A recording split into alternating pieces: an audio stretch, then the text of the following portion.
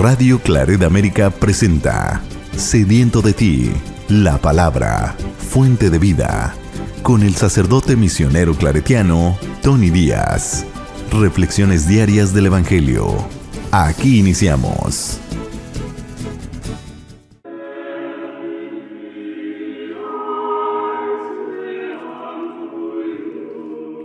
Bienvenidos, hermanos, a nuestras reflexiones bíblicas de las lecturas del día. Hoy es lunes de la quinta semana de Cuaresma. La primera lectura de hoy viene del libro de Daniel, capítulo 13, versículos 1 al 9, 15 al 17, 19 al 30 y 33 al 62.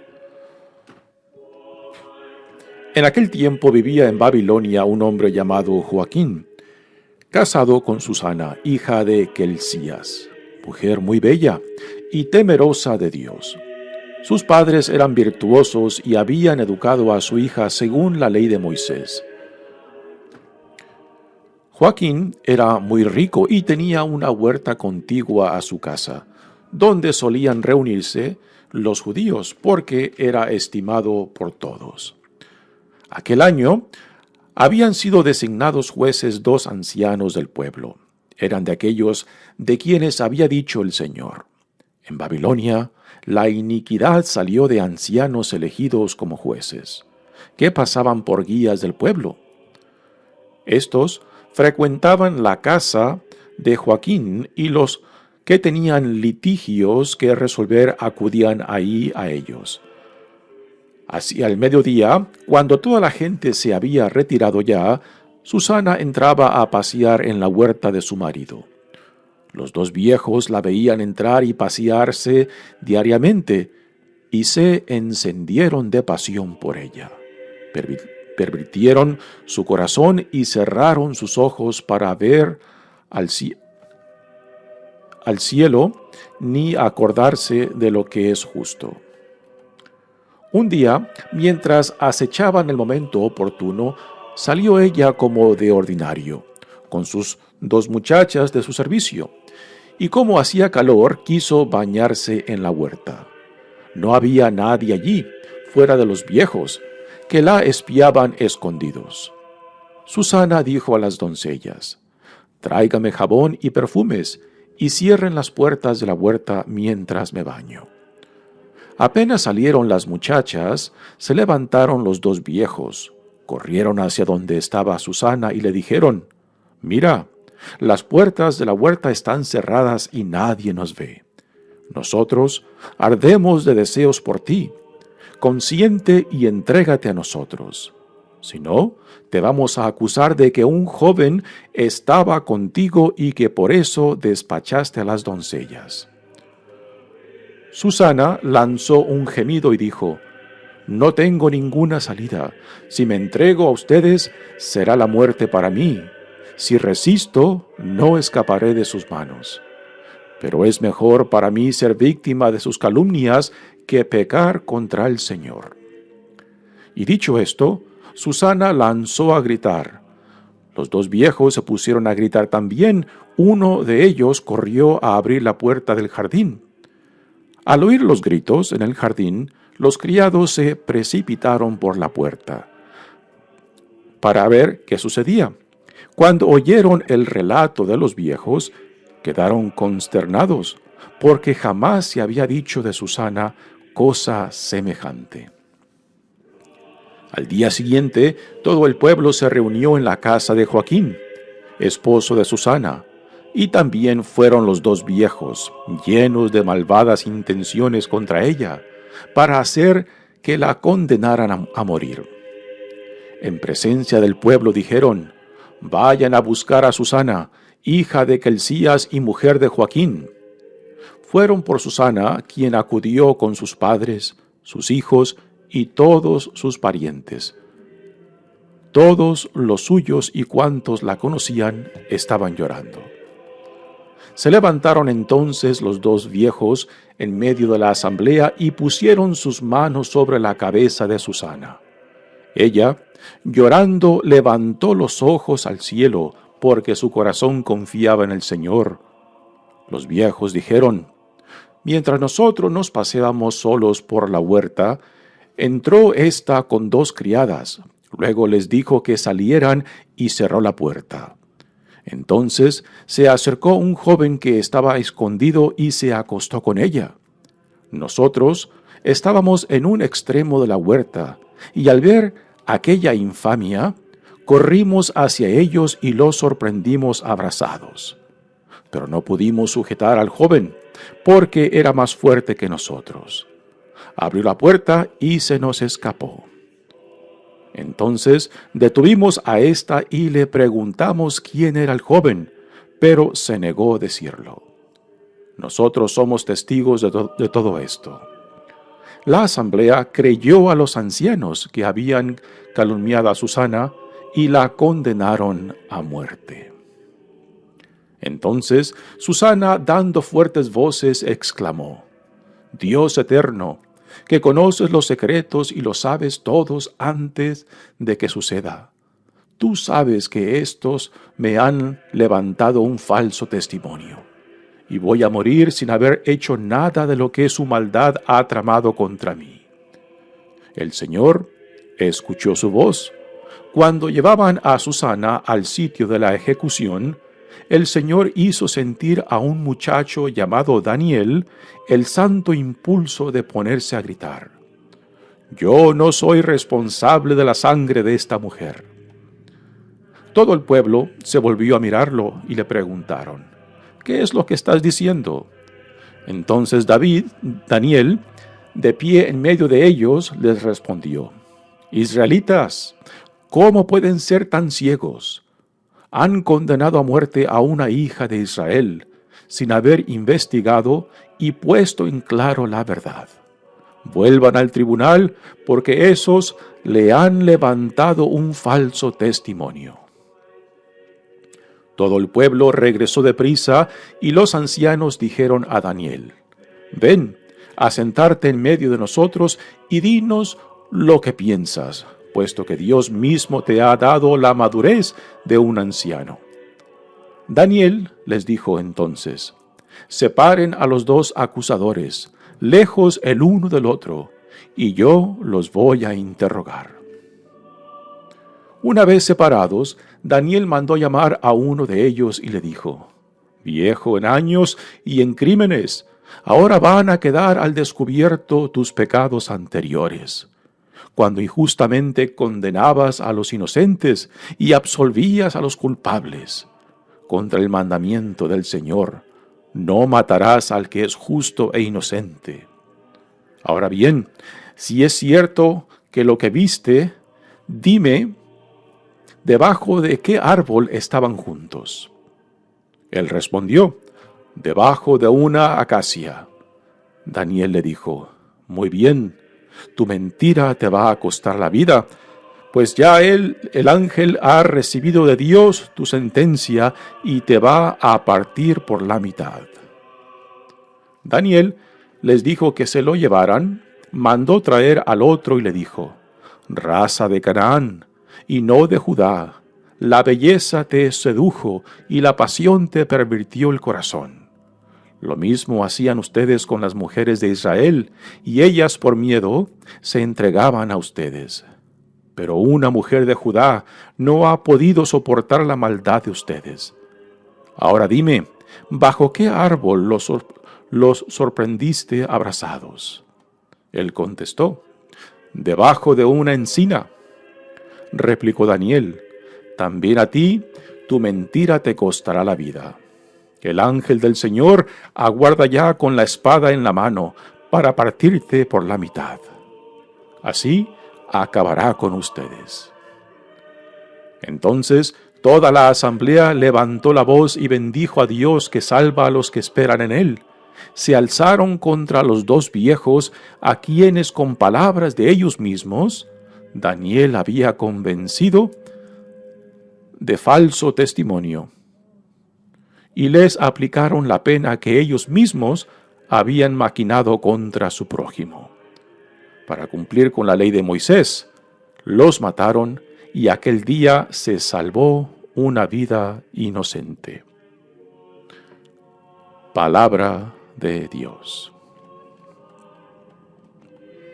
El salmo responsorial es el Salmo 22 y el responsorio es: Nada temo, Señor, porque tú estás conmigo. Nada temo, Señor, porque tú estás conmigo. El Señor es mi pastor, nada me falta. En verdes praderas me hace reposar, y hacia fuentes tranquilas me conduce para reparar mis fuerzas.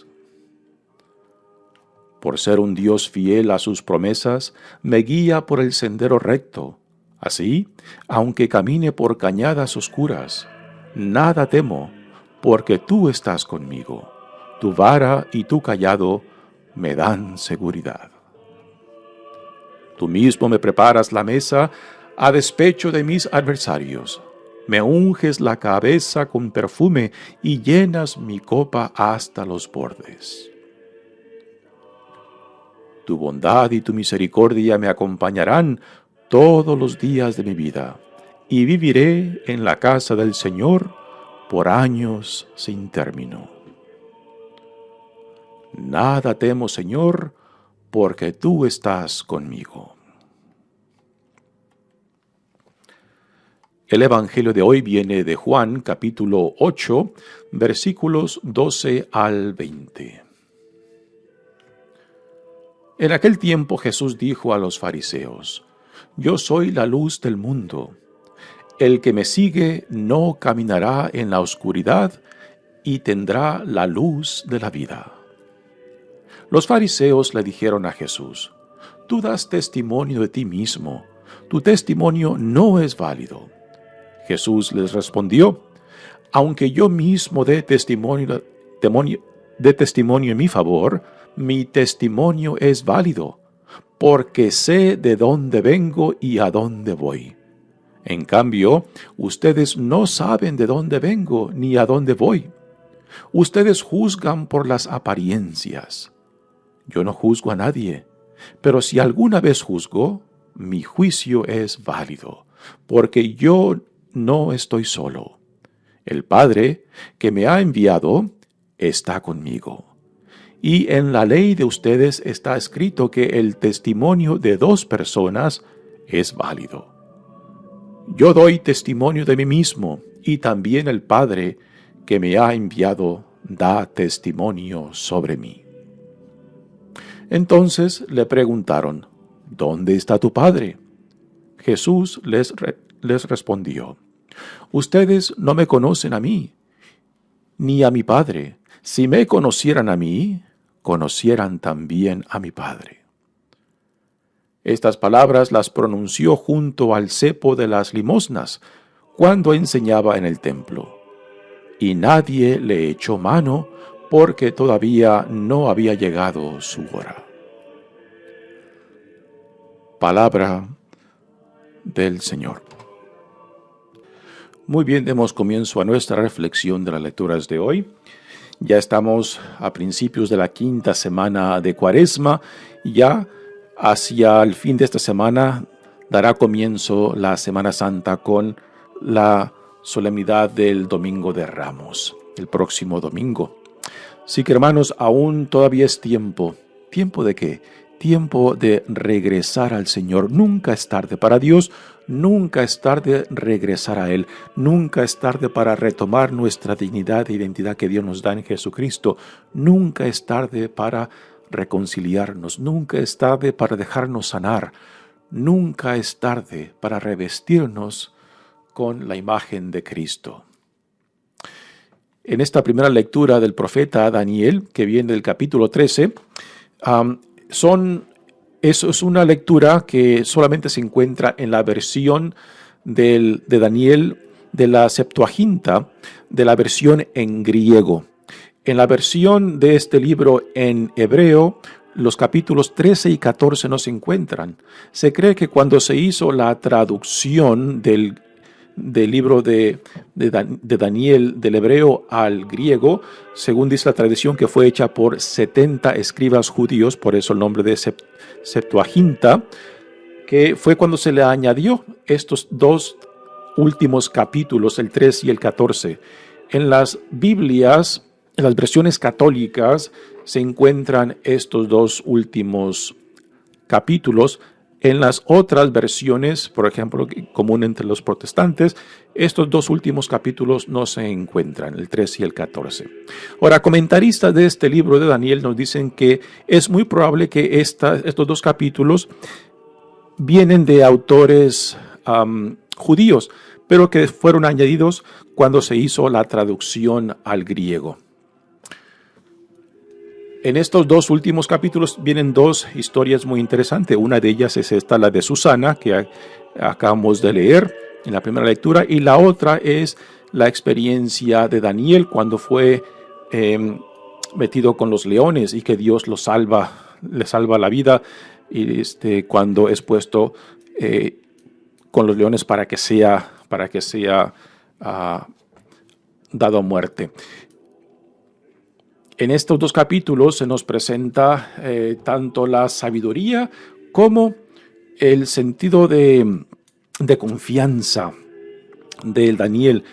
Por una parte, aquí en esta primera lectura de la historia de Susana se nos presenta a un Daniel joven que en medio de esta escena con tanta tensión y emoción, Dios lo inspira para que intervenga y salvar la vida de una mujer inocente. Ahora, ¿cuál es el propósito de escoger esta lectura para esta quinta semana de la Cuaresma? Pues yo creo que una de las posibles razones o motivos el por cual se escogió esta lectura para esta quinta semana de Cuaresma es para la experiencia de aquellos que sufren inocentemente y que piensan de que quizás Dios se ha olvidado de ellos, ¿no? Y el tema central de esa lectura es de que Dios nunca se olvida del inocente y de los justos. Y que aunque a veces el mundo se volca sobre el inocente, sobre el que no la debe, pues también nos dice que el que no la debe, nada teme. El que no la debe, pues con toda confianza se confía a la justicia de Dios. Y este es el mensaje central de que Dios estará al tanto del justo y del inocente. Así que para aquellos que quizás sufren calumnias, aquellos que sufren por los chismes, por acusaciones o difamaciones de parte de otros, pues esta historia de Susana nos recuerda que manteniéndonos firmes en el Señor, aun cuando el mundo se venga sobre nosotros, Dios custodiará la dignidad del inocente y del justo. En esta lectura de Susana se nos presenta al pueblo de Israel que se encuentra en Babilonia. Y es claro de que esta experiencia del pueblo de Dios, el pueblo de Israel en Babilonia, es durante el exilio. La lectura misma nos presenta el ambiente. En aquel tiempo vivía en Babilonia un hombre llamado Joaquín, así que es la comunidad de Israel que vive en el exilio en Babilonia, y es ahí donde se lleva a cabo esta escena donde Susana, la esposa de Joaquín, nos dice la lectura que es un hombre rico, es acusada por dos ancianos. Los ancianos pues representaban a la sabiduría del pueblo de Israel, fueron escogidos como jueces para resolver los conflictos internos de la comunidad judía, pero estos dos jueces se habían corrompido y habían dejado que la belleza de Susana los consumiera hasta el punto de que sacrificaban aún la vida misma de Susana, una mujer inocente, por salvarse ellos mismos, ¿no? Por salvar su sinvergüenzada, por querer salirse con la suya. Pero Susana es una hija de Judá, una hija que no puede ser pervertida, y por tanto pega el grito al cielo y Dios escucha su súplica, y es cuando Dios manda el Espíritu sobre este joven Daniel, que pone alto al procedimiento de muerte al cual ya Susana había sido condenada. Y por la intervención de Dios por medio de este joven Daniel, el profeta Daniel, pues Susana es salvada, y el mismo castigo que estos ancianos habían pasado sobre Susana injustamente, ahora es pasado a ellos. Lo mismo que ellos querían hacer con Susana, ahora el pueblo se voltea contra ellos para que también sufran el castigo que querían pasar sobre una mujer inocente. Así que nuevamente esta lectura es una bella historia, y el tema central es ¿no? De que Dios nunca se olvida del justo, nunca se olvida del que sufre inocentemente, de que de una forma u otra Dios acudirá para salvar. Ya quizás no sea de salvación física, pero sí la salvación de la dignidad, de la integridad de aquel que se aferra a la justicia de Dios. Muy bien, pasemos ahora al Evangelio de hoy, que viene de Juan. Continuamos leyendo del Evangelio de Juan. Desde la semana pasada hemos estado siguiendo el Evangelio de Juan y ahora leemos del capítulo 8. Y aquí se nos presenta la segunda proclamación de Jesús, donde se autodefine como la luz del mundo. En el Evangelio de Juan hay 7 declaraciones de Jesús en el formato de yo soy. Y son 7 declaraciones que el número 7 ya nos debe de recordar que es un número simbólico que significa la perfección. Ya la semana pasada mencioné que también en el Evangelio de Juan hay solamente 7 signos, no milagros, signos, que testifican acerca de la identidad y autoridad de Jesús. Y que esos 7 signos, y que son solamente 7, pues nuevamente número simbólico que representa la perfección de Dios. Así que aquí tenemos el segundo de las declaraciones de yo soy. ¿Cuáles son las 7 declaraciones que Jesús nos da acerca de sí mismo? Bueno, la primera es de yo soy el pan de vida, que se nos da en el capítulo 6, versículo 34. La segunda es esta, la de hoy, que dice yo soy la luz del mundo, capítulo 8, versículo 12. Y la tercera es yo soy la puerta, capítulo 10, versículo 7. La cuarta es yo soy el buen pastor, en el capítulo 10, versículo 11. La quinta es yo soy la resurrección y la vida, en el capítulo 11, versículo 5. La sexta es yo soy el camino, la verdad y la vida, en el capítulo 14, versículo 16. Y la séptima es yo soy la vid verdadera, en el capítulo 15, versículo 1.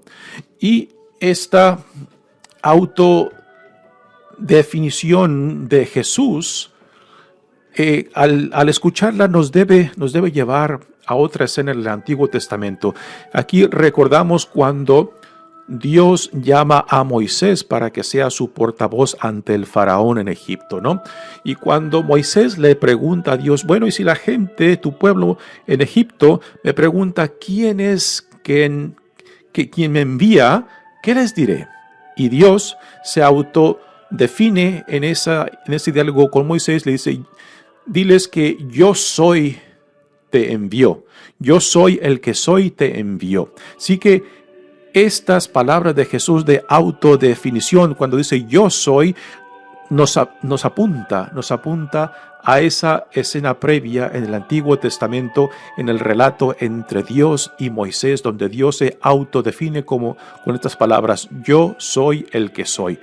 Hay diversidad de comentarios en cuál es el significado de estas palabras, pero no hay una respuesta que pueda captar el sentido, pero lo que sí no queda en duda de que cuando Jesús se autodefine con estas palabras de yo soy, está haciendo referencia a esa autodefinición que Dios dio a Moisés. Sí que Jesús es la palabra de Dios encarnada. Jesús es el Hijo de Dios. Jesús es el reflejo de Dios Padre. Jesús es Dios Padre hecho uno con nosotros. Así que estas autodeclaraciones de Jesús, del yo soy, nos lleva a la identidad de Jesús. ¿Y por qué este evangelio en esta quinta semana de Cuaresma? Porque ya estamos para acercarnos a la Semana Santa. Y con estas lecturas la Iglesia nos invita para que nos enfoquemos cada vez más en la identidad de Jesús. Porque somos llamados a identificarnos con Él, particularmente con su visión del reino. Somos llamados a creer en Él, a hacerlo nuestro, y con la imagen que también San Pablo utiliza en sus cartas, de que al identificarnos con Él, vestirnos con Él, ponernos a Cristo, es la imagen que Pablo utiliza en sus cartas, ¿no? Así que en esta quinta semana de Cuaresma, el tema de la identidad de Jesús resalta. Hoy y mañana particularmente estos serán los temas que saldrán en los evangelios, particularmente del evangelio de Juan. Sí que dice el evangelio de hoy, Jesús dijo a los fariseos: yo soy la luz del mundo, el que me sigue no caminará en la oscuridad y tendrá la luz de la vida. Sí que Jesús es la luz del mundo, es la luz que da vida, es la vida misma encarnada que se ha hecho una con nosotros. Recordamos en el primer capítulo de Juan, cuando nos describe la preexistencia del Hijo como la palabra, donde antes de la creación lo que existía era un abismo, era oscuridad, y la luz brilló en la oscuridad, ¿no? Así que también es una imagen que constantemente el evangelista Juan juega para recordarnos quién es este hombre Jesús. Los fariseos le dijeron a Jesús: tú das testimonio de ti mismo, tu testimonio no es válido. Recordamos en el quinto capítulo de este evangelio de Juan, cuando también Jesús, estando en Jerusalén, los fariseos le piden que provee testigos acerca de su identidad, y Jesús provee 4 testigos. Uno de ellos es Juan, que Jesús menciona como testigo de su identidad. Después menciona también a las obras que Jesús hace, que dan testimonio de quién es Él.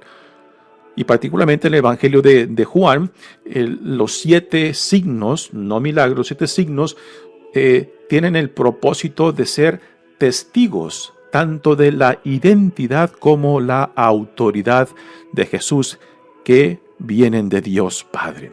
El cuarto testimonio que Jesús da es la voz de Dios Padre. Quizás esto nos apunte tanto al bautismo de Jesús como a la transfiguración, donde Dios le dice tanto a Jesús como a sus discípulos, que son testigos de esa escena: este es mi Hijo amado, escúchenlo. Y después Jesús en el 5º capítulo también menciona que la Sagrada Escritura, particularmente los primeros 5 libros donde encontramos la ley mosaica, también dan testimonio de quién es Jesús. Pero ahora Jesús, en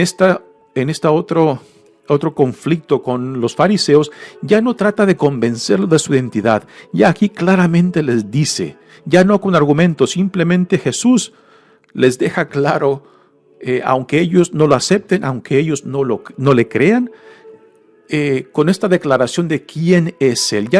Ya Jesús no les da un argumento, simplemente les declara claramente cuál es su identidad. Dice: aunque yo mismo dé testimonio a mi favor, mi testimonio es válido, porque sé de dónde vengo y a dónde voy. Ustedes juzgan por las apariencias. Yo no juzgo a nadie, pero si alguna vez juzgo, mi juicio es válido, porque yo no estoy solo. Aquí simplemente está Jesús declarando quién es Él, de dónde proviene. Así que ya no es un argumento lo que Jesús le está dando a los fariseos que lo están cuestionando, sino que sí una declaración de su identidad, lo crean o no lo crean. El Padre que me ha enviado está conmigo y en la ley de ustedes está escrito que el testimonio de 2 personas es válido. Yo doy testimonio de mí mismo y también el Padre que me ha enviado da testimonio sobre mí. Así que nuevamente esto que Jesús dice no es un argumento para convencer a sus críticos, sino una declaración de su identidad y de dónde proviene. Lo acepten o no lo acepten. Entonces le preguntaron, ¿dónde está tu Padre? Jesús les contestó, ustedes no me conocen a mí ni a mi Padre. Si me conocieran a mí, conocieran también a mi Padre. Nuevamente, aquí Jesús no está argumentando, está simplemente declarando quién es Él y de dónde proviene, y que si lo conocieran a Él, o si conocieran al Padre también, si conocieran claramente lo que Moisés dice de Él, pues también lo conocieran y lo aceptarían a Él. Pero porque no conocen ni al Padre, tampoco conocen al Hijo. Y si no conocen quién es el Hijo, pues tampoco conocen quién es el Padre. Y termina el Evangelio diciendo, estas palabras las pronunció junto al cepo de las limosnas, cuando enseñaba en el templo, y nadie le echó mano porque todavía no había llegado su hora. Aquí el sentido del tiempo es el tiempo kairos. Ya previamente les he hablado de los diferentes conceptos del tiempo cronológico y el tiempo kairos. El tiempo cronológico, que es el tiempo lineal, el tiempo que se mide con el reloj, y el tiempo kairos, que es el tiempo de la eternidad. Cuando Dios dice, ahora es el tiempo propicio, ¿no? Y hasta ahora Jesús se da cuenta de que no ha llegado su tiempo kairos. Pero cuando llegue su tiempo kairos, el tiempo propicio, el tiempo cuando Dios diga, ahora es, entonces Él ya no se echará atrás y caminará con frente en alto para su llegada a Jerusalén, donde vendrá su fin. No con la crucifixión, no con su muerte, sino con la resurrección. Mi nombre es Padre Tony Díaz, misionero claretiano. Que Dios los bendiga. Radio Claret América presentó Sediento de ti, la palabra. Fuente de vida. Sus comentarios son importantes. Contáctenos en radioclaretamerica@gmail.com.